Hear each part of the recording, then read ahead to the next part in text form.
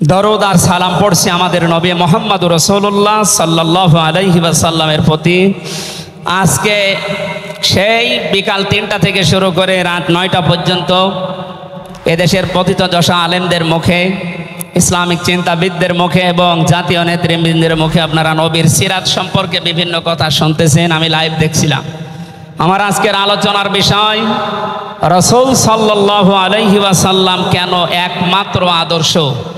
এই পয়েন্টের উপরে কোরআন শরীফ থেকে, হাদিস থেকে আমি 18টা পয়েন্ট বের করেছি। খুব সংক্ষেপে এর উপরে আপনাদের সামনে কথা উপস্থাপন করার চেষ্টা চালাবো ইনশাআল্লাহ। ওমা তাওফীকি ইল্লা বিল্লাহ। জবান খুলে কোরআনের এই সোনালী আয়াতটা একটু পড়েন। আউযু বিল্লাহি মিনাশ শাইতানির রাজিম। বিসমিল্লাহির রহমানির রহিম।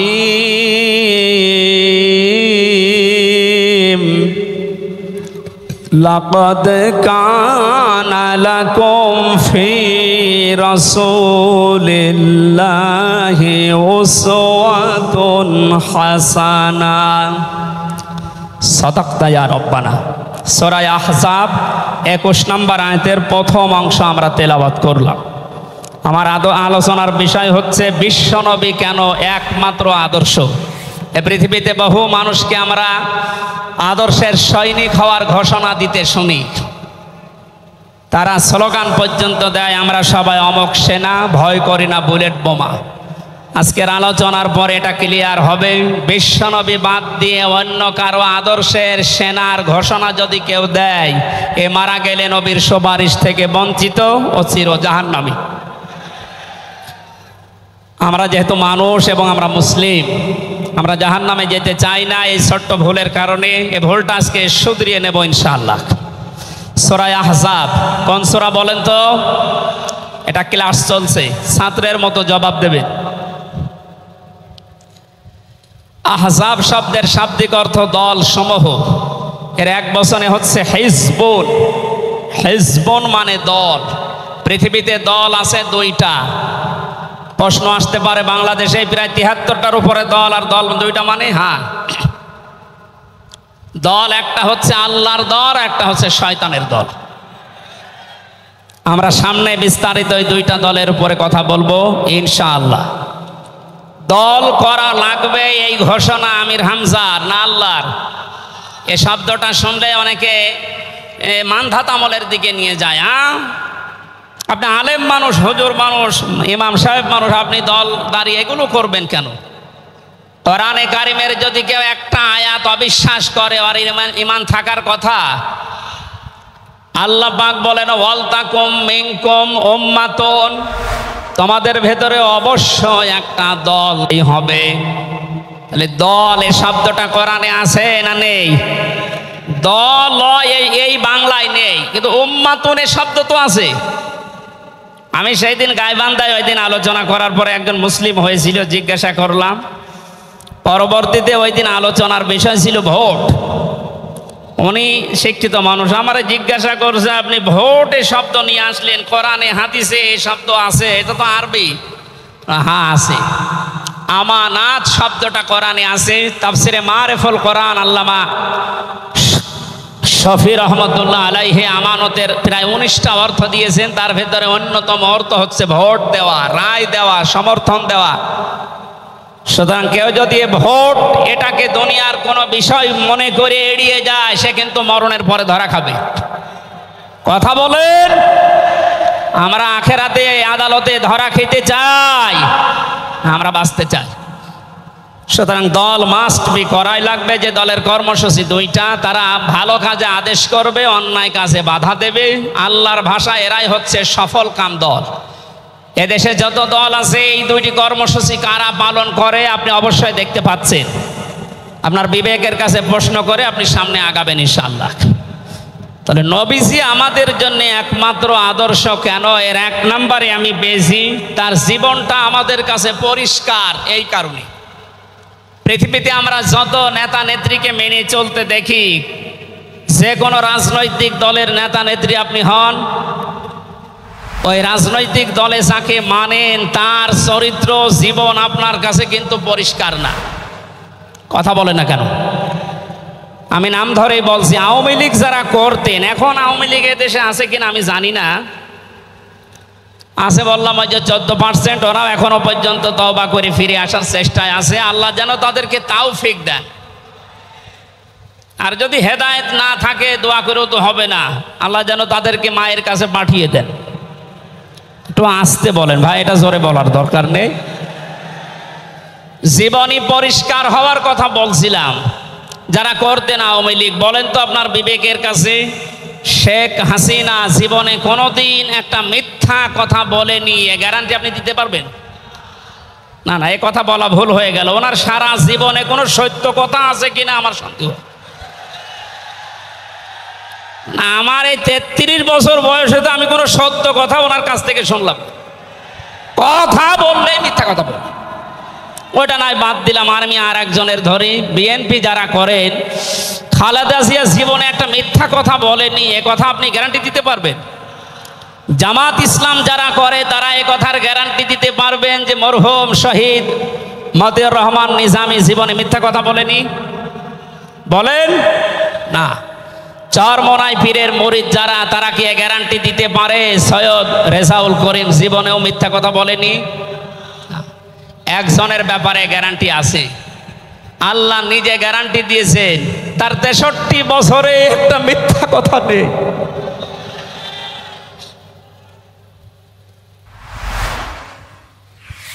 এই জন্য বিশ্বনবী আমাদের একমাত্র আদর্শ হওয়ার কারণ এই যে জীবনে 63 বছরে একটাও মিথ্যা কথা বলেননি। জোরে বলেন আল্লাহু আকবার। এটা যে কত বড় বিষয় আপনি চিন্তা করলে আপনি চিন্তার রেখা শেষ করতে পারবেন না। আমাদের দিনের ভেতরে 24 ঘন্টায় কত মিথ্যা আসে, আর তারপর 63 বছরের জীবনে একটা মিথ্যা কথা তিনি বলেননি। 2 নম্বরে পেয়েছি আমি, তিনি উন্নত চরিত্রের অধিকারী ছিলেন। এমন চরিত্র আল্লাহ তাকে দিয়েছিলেন। আমি 3 জন নবীর নাম পেয়েছি, আল্লাহর নামের সাথে তাদের নাম আল্লাহ মিলিয়ে দিয়েছেন। হযরত ইসমাঈল আলাইহিস সালামকে আল্লাহ ডাক দিয়েছিলেন গোলামিন হালিম, আমার সহনশীল বান্দা। হযরত ইসহাক নবীকে আল্লাহ বলেছিলেন গোলামিন আলিম, আমার জ্ঞানী বান্দা।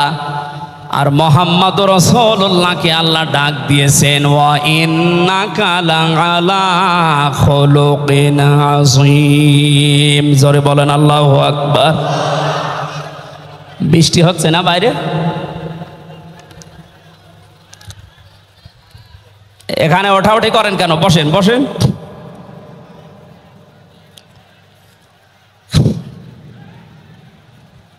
এই কোরআনের আলোচনার ভেতরে কথা বললে কিন্তু গুনাহ হবে ভাই, কথা বলা যাবে না। কষ্ট হলেও ওইভাবে থাকেন, কথা বলবেন না।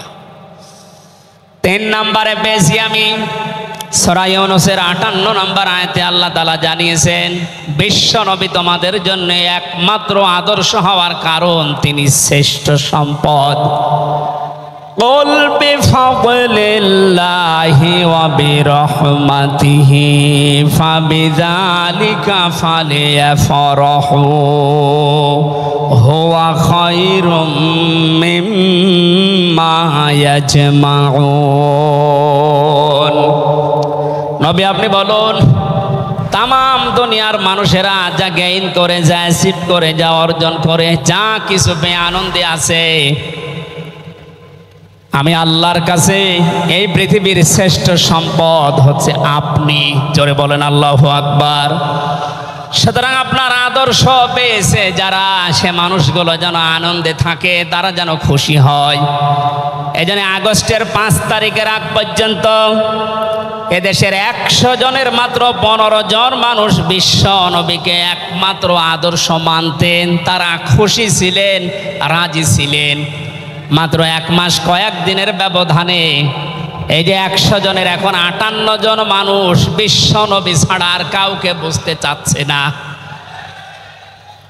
সময়টা যেতে দেন, দেশের 100 জনের 100 জন মানুষ চাইবে বিশ্ব নবী ছাড়া কারো আদর্শ মানি না। সংক্ষেপ করছে, আমাদের প্রধান অতিথি এসে পড়েছেন, এই জন্যে 4 নম্বরে পেয়েছি এই পৃথিবীর ময়দানে বিশ্বনবী মুহাম্মদুর রাসূলুল্লাহ হচ্ছেন আল্লাহর পক্ষ থেকে আমাদের জন্য, বিশেষ করে মুমিনদের জন্য সবচাইতে বড় অনুগ্রহ। সূরা আলে ইমরানের 164 নম্বর আয়াতে আল্লাহ ঘোষণা দিচ্ছেন, লাকাদ মান্নাল্লাহু আলাল মুমিনিনা ইয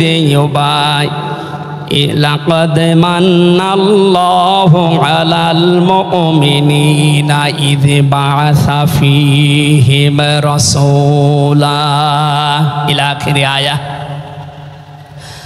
অবশ্যই মুমিনদের জন্য এই পৃথিবীর ময়দানে বিশ্বনবী মুহাম্মদুর রাসূলুল্লাহ আল্লাহর পক্ষ থেকে একটা অনুগ্রহ। আমরা এক একটা আয়াতের ভেতরে বিভিন্ন তাফসীর অনুযায়ী যত কথা আল্লাহ জানিয়েছেন নবীর সম্পর্কে, এই প্রচণ্ড গরমে আপনাদের কষ্ট হবে যেন আমি খুব সামারাইজ করছি।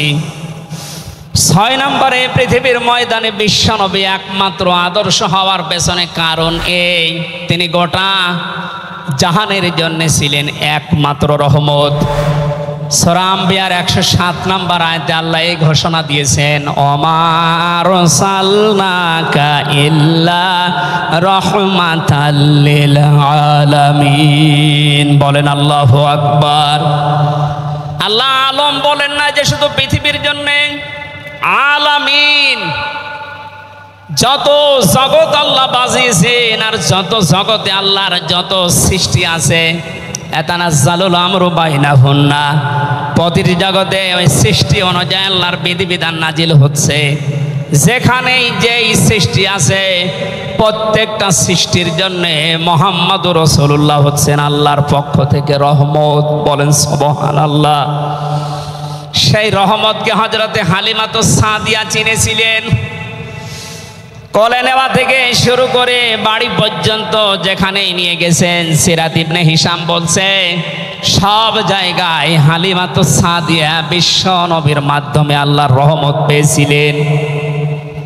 সিরাত বিশ্বকোষের ভেতরে পেয়েছি আল্লাহর নবীকে হযরতে হালিমাতুস সাদিয়া যেদিন কোলে তুলে নিলেন, হযরতে হালিমা বলেন আমার স্তনে দুধ ছিল না।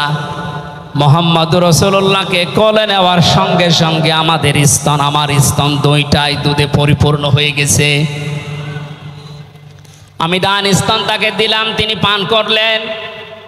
বাম স্তন তাকে দিয়েছি, সঙ্গে সঙ্গে তিনি মুখ বের করে নিলেন। হযরতে হালিমা বলেন আমি একবার, দুইবার, তিনবার মুহাম্মদুর রাসূলুল্লাহর মুখে আমার স্তন দিয়েছিলাম। 3 বারই মুহাম্মদ সাল্লাল্লাহু আলাইহি সাল্লাম স্তন থেকে মুখ বের করে নিয়েছেন।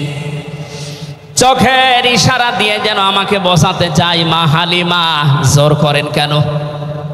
ডান স্তন এটা আমার অধিকার ছিল, আমি পান করেছি।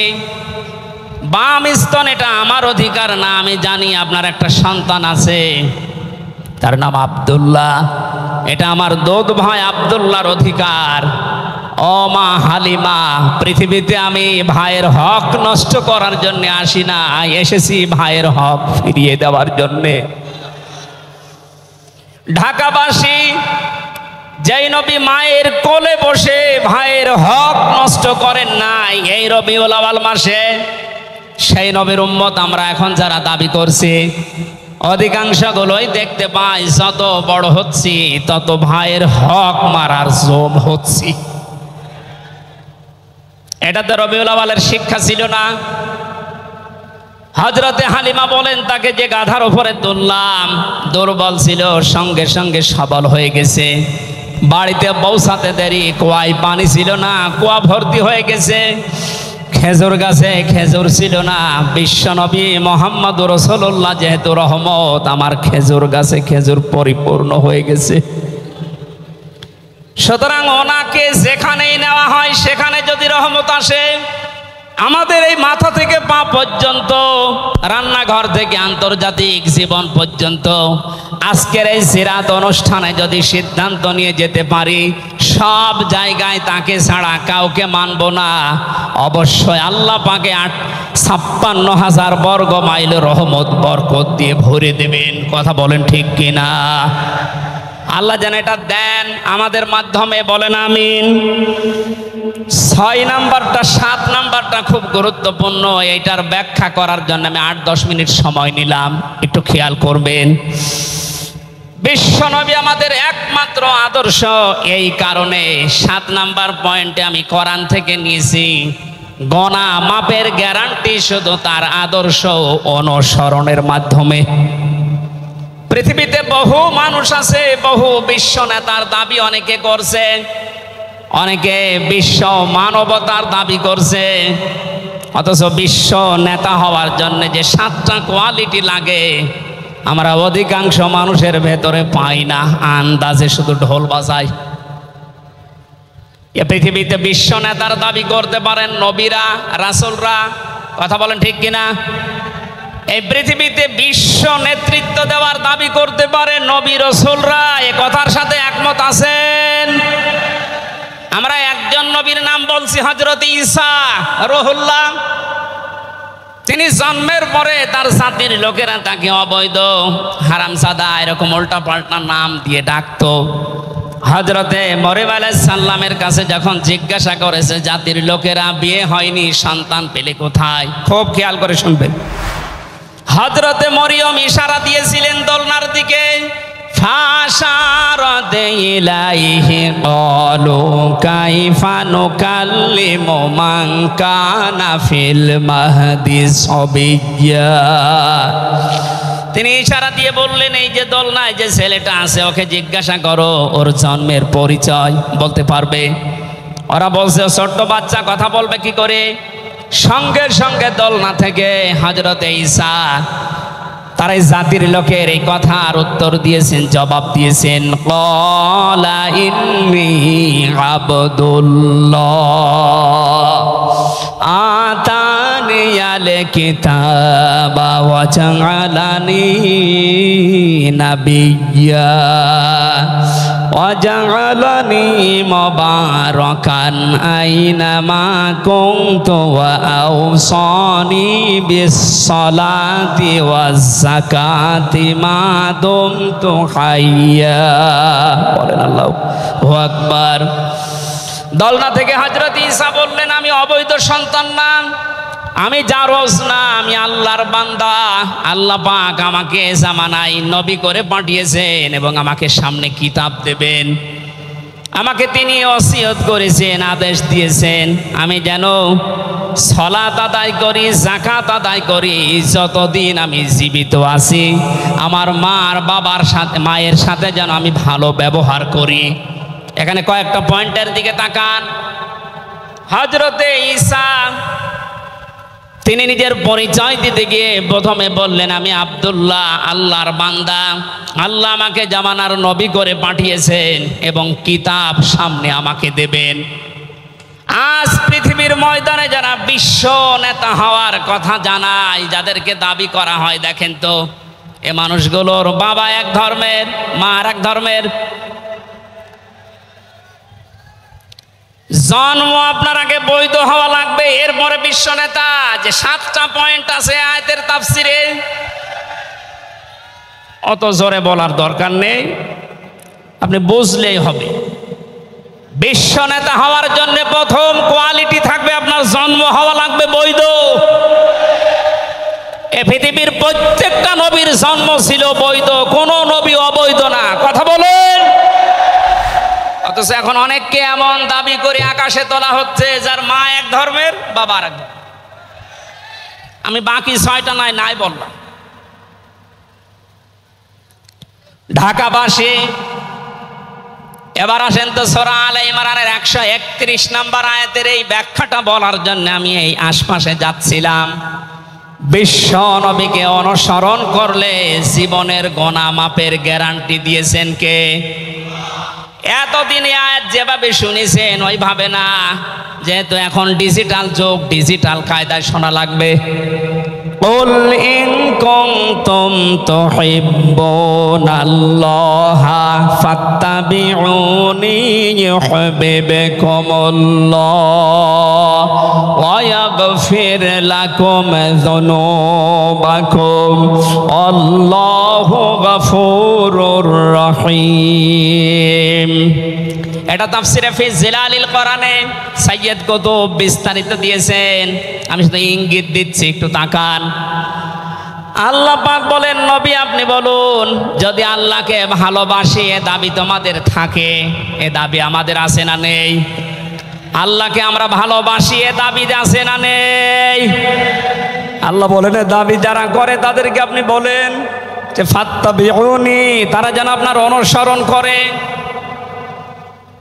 আল্লাহ পাক বলেন, তারা যদি আপনার অনুসরণ করে ইউহিব্বুকুমুল্লাহ, আমি আল্লাহ নিজেই তাদেরকে ভালোবাসা আরম্ভ করব। আমি যদি কাউকে ভালোবাসি তার জীবনের অপরাধগুলো মাফ করে দেই। আমি গফুর, আমি রহিম। এ পর্যন্ত বাংলা অর্থ ছিল। এবার আসেন ব্যাখ্যায়। এদিকে আসেন আপনারা, এদিকে আসেন। ফাত্তাবিউনি, আমার অনুসরণ করো, আমাকে দেখে দেখে চলো। এখন এই অনুসরণ করা লাগবে কি নবীজির জীবনের আংশিক না পূর্ণাঙ্গ? আরো জোরে বলেন, আংশিক না পূর্ণাঙ্গ?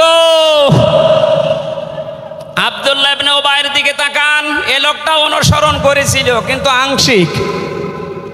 এই জন্য মুনাফিকের সর্দার হয়ে মারা গেছে। কথা বলেন ঠিক কিনা? তার নামাজ ছিল রসুলের মতো, রোজা ছিল রসুলের মতো, নবীজির পেছনে হজ করেছে, নবীজির সাথে, বিশ্ব নবীর সাথে ইফতারি করেছে, কিন্তু বিশ্ব নবী এই পৃথিবীর নেতা এটা সে মানত না। আজ বাংলা সহ বিশ্বে বহু মুসলমান এই থিওরিতে আছে, তারা নামাজ রসুলের মতো পড়ে, রোজা রসুলের মতো রাখে, কিন্তু সমাজ নবীজি, রাষ্ট্র নবীজি 10 বছর কোরআন দিয়ে চালিয়েছিলেন, এইটা মানতে তারা রাজি না। এ মানুষগুলোর অনুসরণ হচ্ছে আংশিক না পূর্ণাঙ্গ? সুতরাং আংশিক অনুসরণ করলে আল্লাহ কি আপনাকে ভালোবাসা আরম্ভ করবে? না। ইউহিব এটা মোসারে, বর্তমান, ভবিষ্যৎ, প্রেজেন্ট, ফিউচার।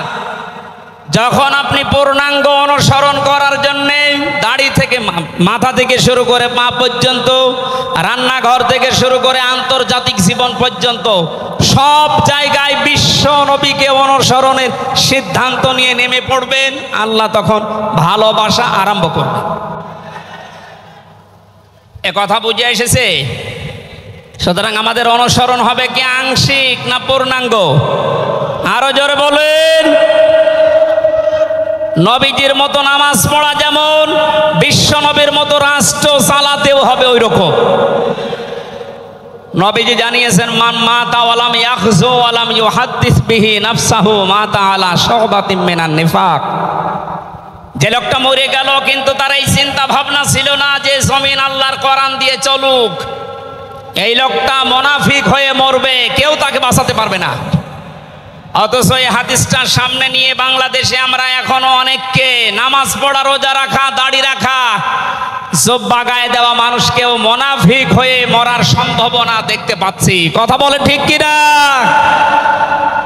সুতরাং আমরা চাই নবীজি যেভাবে নামাজ পড়েছিলেন, বিশ্ব নবী যেভাবে রাষ্ট্র চালিয়েছিলেন, ওইভাবে আমাদের এই দেশটাও 10 বছর চলুক।